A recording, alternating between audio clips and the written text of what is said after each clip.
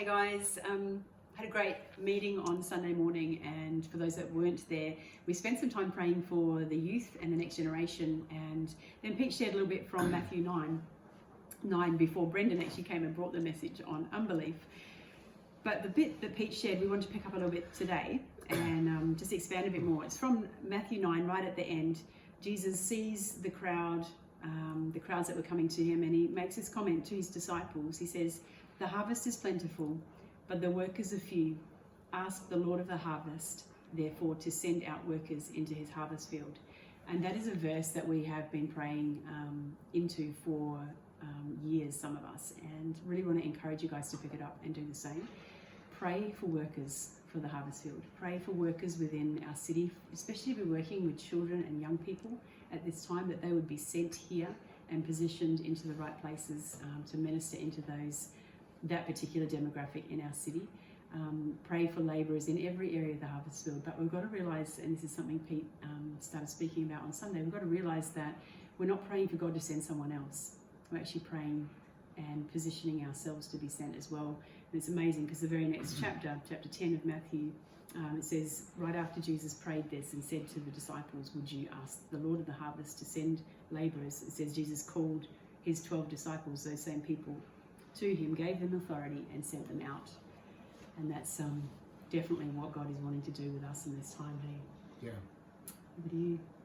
And so I was just sharing, the harvest field is always ripe. I think sometimes as Christians we can look at a culture, at a society, at a community and going, man, this is hard, or this is tough. And, you know, as I also shared this morning, some of the spots on the face of the earth that the gospel is spreading the fastest are also the hardest cultures, such as Iran and Afghanistan and Nepal. They're the fastest growing churches on the face of the earth, and yet the hardest conditions. The harvest is always ripe. And the challenge is that will we have eyes to actually see the harvest that is before us, and will we have the faith and the courage to become a labourer? And a really interesting story, just to finish off. It feels like I've just got started, but to finish off, an interesting story in Mark 4. The first part of chapter 4 talks about Jesus has been teaching and ministering all day, and then it says in the night he got on into a boat and they crossed a lake in the midst of a severe storm to reach the demonized man in Gerasene. I thought, what an interesting thing, that he's ministering all day, probably to thousands of people. He would rather probably go home and watch the Eagles play, but instead he got into a boat to reach not a whole community. He got into a boat through a storm to reach one person who'd been demonized, and everyone was too scared of him, so he was chained in a tomb.